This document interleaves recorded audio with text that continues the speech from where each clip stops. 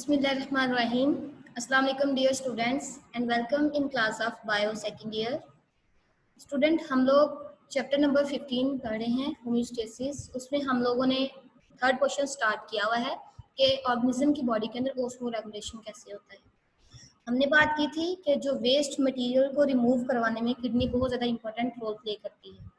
उसके साथ साथ ही किडनी जो सी है हमारी ऑस्मो रेगुलेटरी ऑर्गन के तौर पे भी काम करती है। ऑस्मो रेगुलेटरी ऑर्गन मतलब ऐसा ऑर्गन जो वाटर और साल्ट की कंसंट्रेशन को बॉडी के अंदर मेंटेन रखने में मदद देता है। ठीक है, अगर बॉडी के अंदर साल्ट या वाटर कम है तो क्या किया जाता है, उसको बॉडी से बाहर रिलीज होने से रोका जाता है।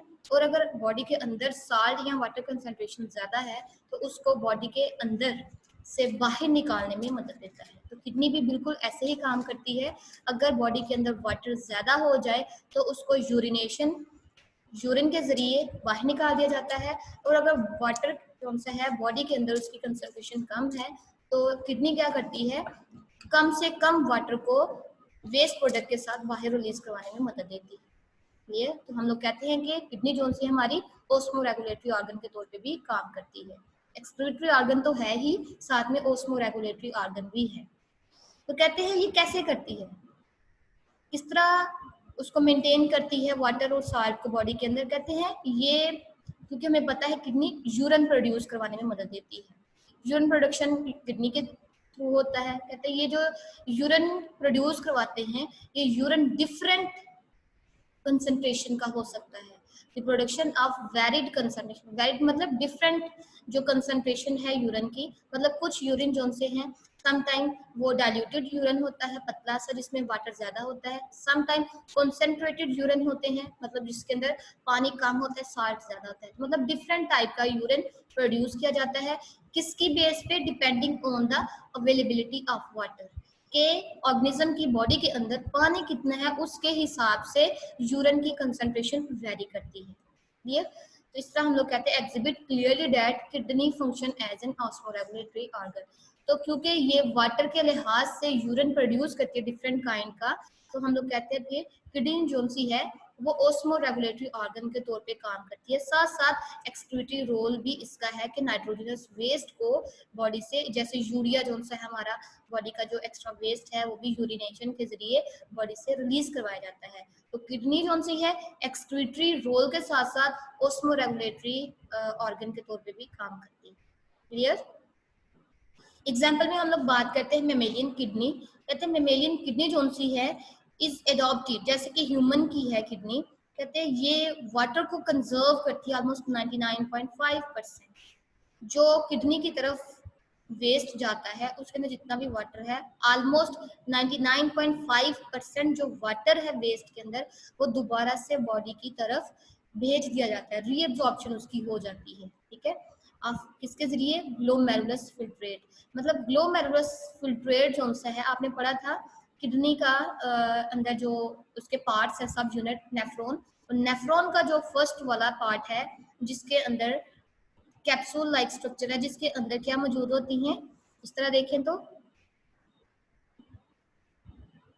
ठीक है, इसके अंदर ब्लड वेसल्स हैं, कैपिलरीज हैं, ग्लोमेरुलस को जिसका नाम देते हैं हम लोग।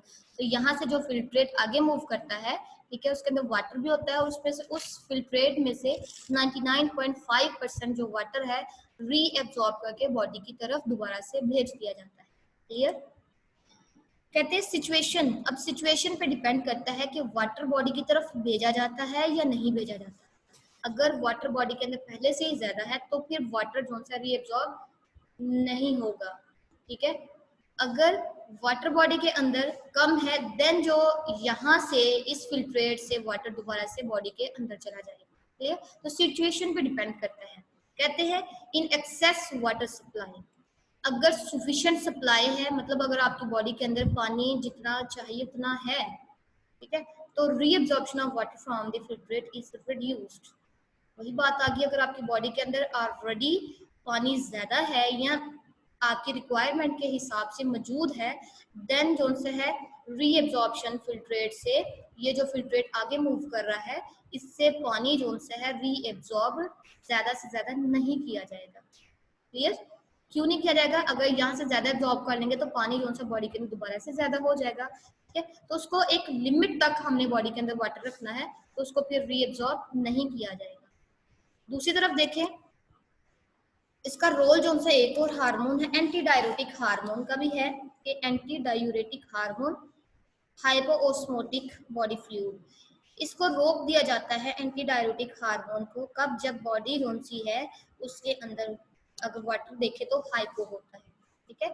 ओस्मोटिक फ्लो क्या होता है? हाइपो, ज्यादा वाटर होगा तो क्या किया जाता है? एंटी डाययूरेटिक हार्मोन को रोक दिया जाता है। इसका जो फंक्शन है आगे भी हम लोग पढ़ेंगे, ठीक है। नेक्स्ट देखें,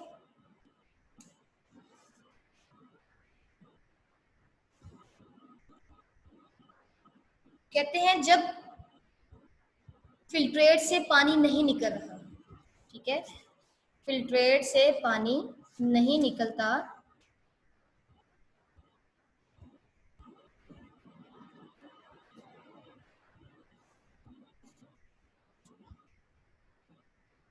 कहते हैं जब फिल्ट्रेट से पानी नहीं निकल रहा होता, जैसे हम लोगों ने इसकी वो देखी थी,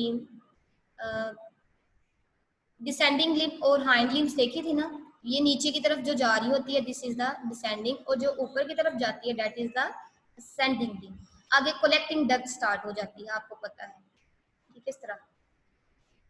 तो कहते हैं जब इनमें से वाटर या फिल्ट्रेट मूव करता है और फिल्ट्रेट में से वाटर बाहर नहीं निकलता, तो एंड पे जो यूरिन की प्रोडक्शन होती है, वो जो यूरिन बन रहा है that is diluted in nature, ठीक है। डाइल्यूटेड मतलब उस यूरिन के अंदर वाटर की कंसंट्रेशन ज्यादा होती है, लार्ज वॉल्यूम ऑफ वाटर, और यूरिन जो सा है उसकी अमाउंट भी ज्यादा होगी। और क्यों? क्योंकि उसके अंदर पानी की कंसंट्रेशन ज्यादा होती है।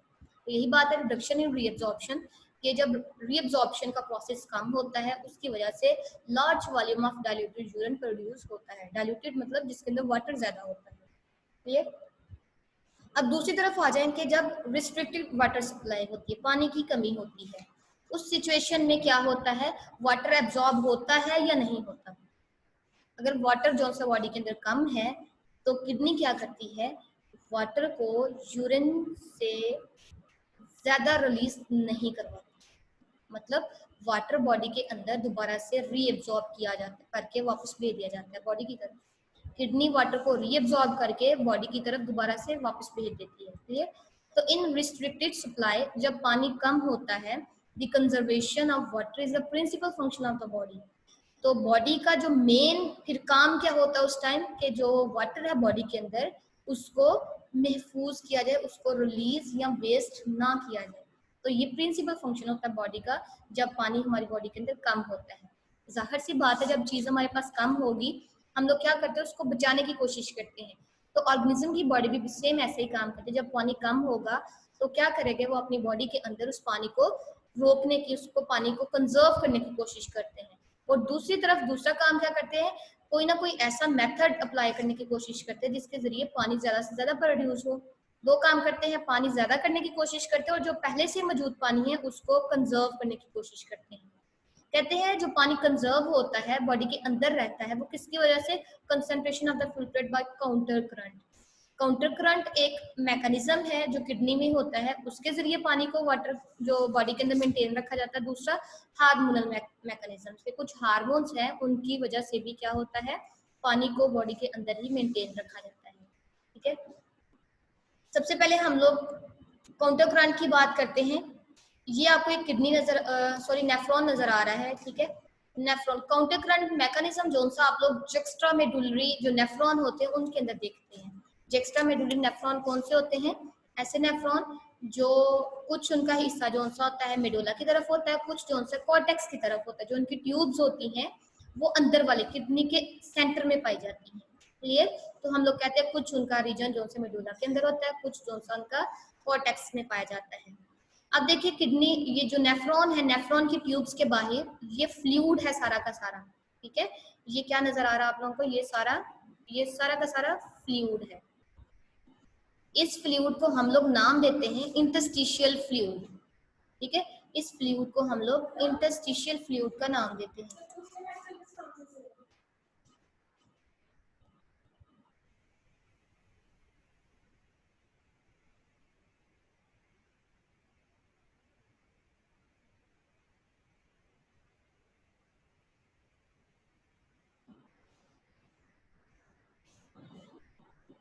क्लियर।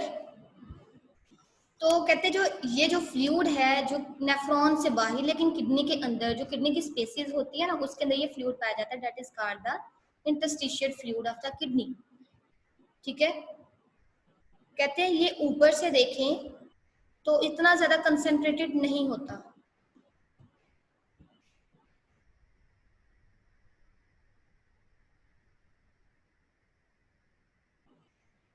क्लियर। तो ऊपर से नीचे की तरफ जो जो वो मूव करता जाता है वो हाइपरटोनिक होता जाता है। क्लियर, हाइपरटोनिक होता जाता है। ठीक है, gradually concentration from cortical to medullary part, inner medullary medulla is highly concentrated. क्या मतलब है यहाँ पे कि जो ऊपर की तरफ देखें तो ये इतना हाइपर तो होता है, लेकिन जो जो ये नीचे की तरफ मूव करेगा, नीचे की तरफ हम सेंटर की तरफ किडनी के आएंगे तो ये जो इंटरस्टिशियल फ्लूइड है वो और मजीद क्या होता जाएगा, कंसंट्रेटेड होता जाएगा। क्लियर। ये देखें, ये कॉर्टेक्स है इसका, ये सेंटर वाला रीजन आउटर मेडुला और सेंटर इनर मेडुला है। ये आउटर पार्ट है किडनी का और ये सेंट्रल, इतना इतना सेंट्रल पार्ट होता है।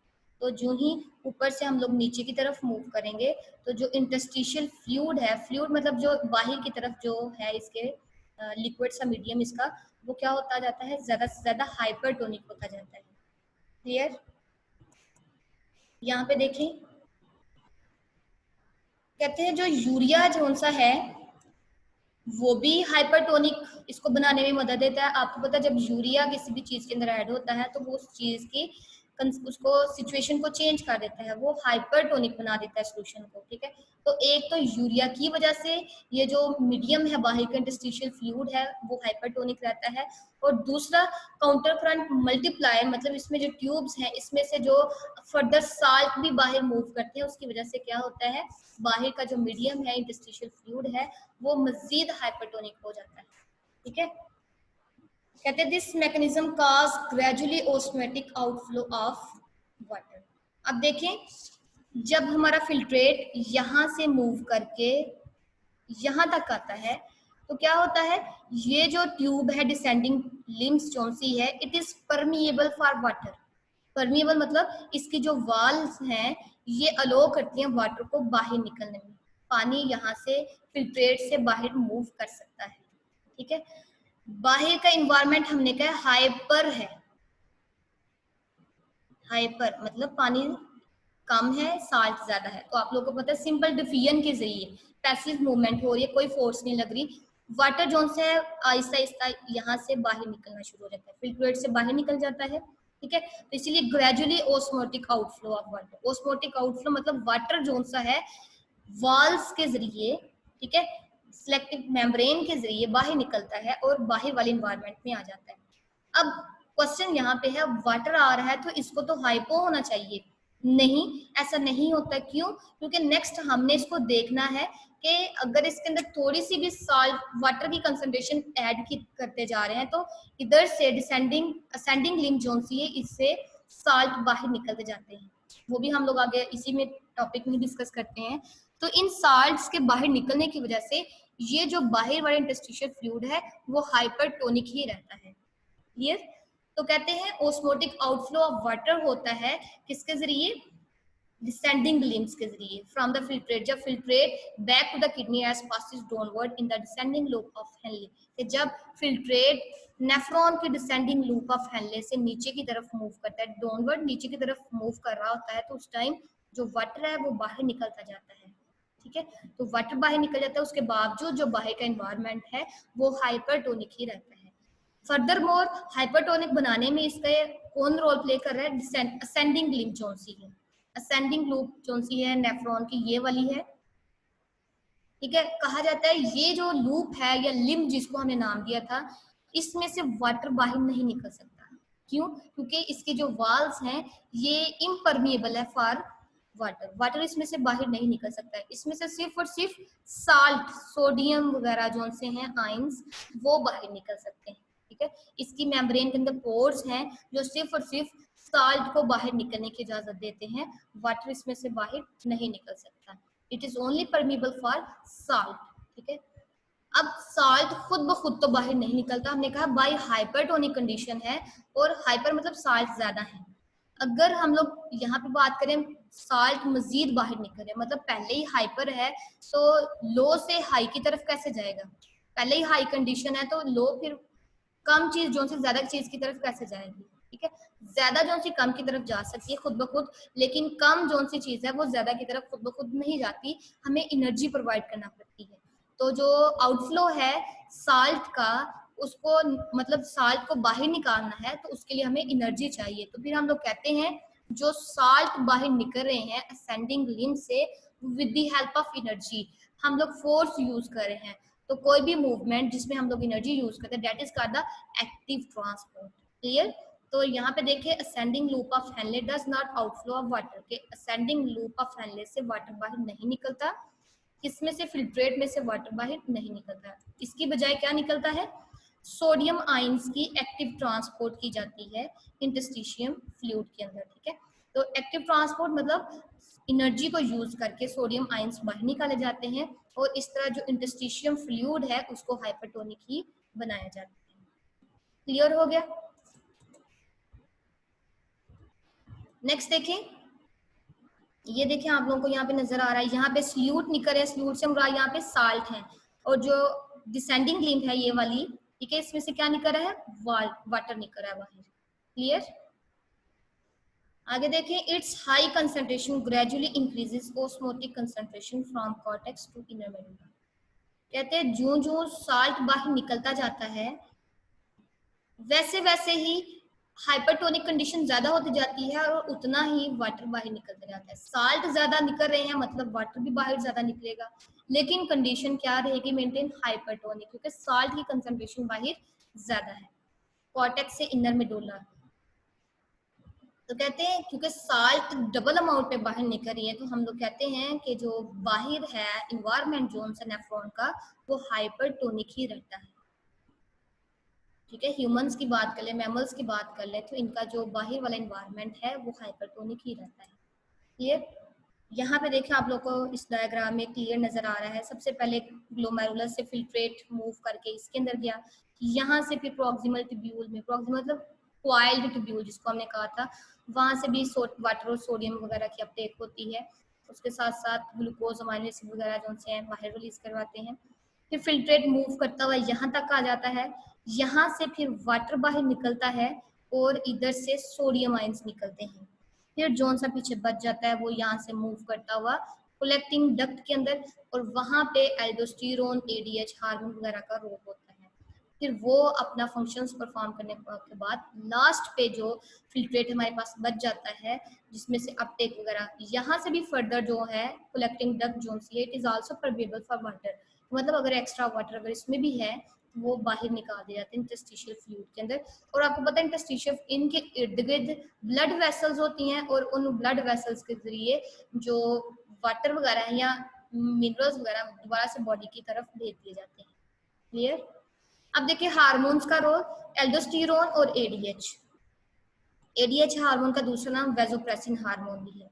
एल्डोस्टेरोन जो सा है secreted from adrenal cortex, adrenal gland आपने सुना हुआ है, उसका जो ऊपर वाला पार्ट होता है कॉर्टेक्स वाला, ठीक है, वहां से ये एल्डोस्टेरोन को रिलीज करवाया जाता है, ये वहां से निकलता है। फिर ये क्या करता है? Active Uptake of sodium in the ascending limb और thick loop of Henley.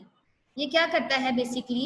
Aldosterone ये सोडियम की अपटेक, यहाँ पे देखें ये वाला पार्ट जो है थिक पार्ट जो है ये नेफ्रॉन का, यहाँ पे आके ये एल्डोस्टेरोन एक्ट करता है, और इसकी आने की वजह से सोडियम जोन से हैं वो बाहर की तरफ मूव करना शुरू कर देते हैं। ये जो लिम्ब है असेंडिंग लिम्ब, जो खुद ब खुद साल्ट वगैरह को बाहर निकालने नहीं देती, बल्कि कब होता है वाटर साल्ट यहाँ से कब बाहर निकलता है?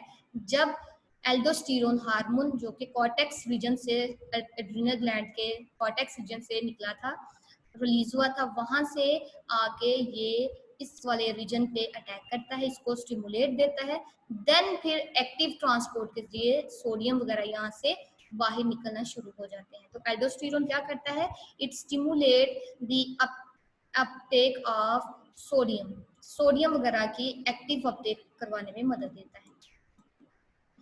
ठीक है, आगे other side of the nephron where reabsorption of water take place is collecting tubule. हमने भी बात की है कि ये जो कलेक्टिंग ट्यूब्यूल है नेफ्रॉन की, इसके साथ और भी नेफ्रॉन्स जो हैं वो अटैच होते हैं। एक नेफ्रॉन नहीं अटैच होता कलेक्टिंग डक्ट के साथ, बल्कि बहुत सारा नेफ्रॉन यहाँ पे बहुत ज्यादा नेफ्रॉन्स अटैच होते हैं। वो सारा का सारा अपना फर्दर मटेरियल यहाँ पे डाल देते हैं। ठीक है, तो फिर उनके अंदर कितना ज्यादा यूरिन अभी प्रॉपर बना नहीं होता है, क्योंकि उसके अंदर वाटर ज्यादा होता है। अब जो एक्स्ट्रा वाटर इस फिल्ट्रेट के अंदर होगा, यहाँ पे जो फिल्ट्रेट आया है, ठीक है, उसमें से जो एक्स्ट्रा वाटर है दोबारा से उसको कलेक्टिंग डक्ट के जरिए बाहर निकाल दिया जाता है इंटरस्टिशियल फ्लूइड के अंदर। तो ये जो कलेक्टिंग डक्ट की मेम्ब्रेन है, ये सिर्फ और सिर्फ वाटर को बाहर निकलने की इजाजत देती है और किसी साल्ट वगैरह को बाहर नहीं निकाल सकती। ठीक है, साल्ट वगैरह यहाँ से बाहर निकलता नहीं है, सिर्फ और सिर्फ वाटर बाहर निकलता है। तो हम लोग कहते हैं फिर कलेक्टिंग डक्ट जो सी हैं ये भी किस में मदद देती हैं, वाटर वगैरह की रीएब्जॉर्प्शन में मदद देती है। आगे एडीएच जो सा हार्मोन है, एंटी डायूरेटिक हार्मोन, कहते हैं ये पिट्यूटरी लोब जो सी है, पोस्टीरियर लोब पिट्यूटरी। आप लोगों ने देखा पिट्यूटरी ग्लैंड जो सा हमारे ब्रेन में पाया जाता है, उसकी 3 लोब्स होती हैं, एक पोस्टीरियर, एक इंटीरियर और मिड वाली जो सी मेडिटेरियन लोब होती है। ठीक है, मीडियन लोब उसको बोला जाता है। मतलब 3 लोब्स हैं, एक इंटीरियर साइड पे, एक पोस्टीरियर पे और एक सेंटर में उनकी होती है। तो पोस्टीरियर जो लोब होती है पिट्यूटरी की, उस वहां से एडीएच हार्मोन को सिक्रीट किया जाता है। ठीक है, active transport water from filtrate in collecting tubules. ये क्या करता है, आके यहाँ पे आके अटैक करता है कलेक्टिंग ट्यूब्यूल्स पे आके, और क्या करता है, वाटर जो यहाँ पे एक्स्ट्रा होता है उसको रीएब्जॉर्प्शन स्टार्ट करवाता है। मतलब वाटर जो इसके अंदर एक्स्ट्रा है वो बाहर की तरफ निकलना शुरू होता है जब एडीएच हार्मोन आके एक्ट करता है। इस तरह जो वाटर होता है वो भी दोबारा से बाहर निकल जाता है। और एडीएच हार्मोन का फिर रोल क्या है कि कंसंट्रेटेड यूरिन प्रोड्यूस करवाने में ये अपना बहुत ज्यादा रोल प्ले करता है। अगर बॉडी के अंदर वाटर ज्यादा, फिर एडीएच हार्मोन को रोक दिया जाता है। ठीक है, फिर डायूरेटिक हार्मोन को प्रोड्यूस किया जाता है। लेकिन अगर वाटर जो है बॉडी के अंदर कम है, वाटर को दोबारा से बॉडी के अंदर भेजना है, तो उसके लिए हम लोग क्या करते हैं, एंटी डायूरेटिक हार्मोन को प्रोड्यूस करवाते हैं, जो क्या करता है, यहाँ से एक्स्ट्रा वाटर जो है वो बॉडी के अंदर दोबारा से भेजना शुरू कर देता है रीअब्जॉर्प्शन के जरिए। क्लियर, ये आप लोगों को दिखाया गया है।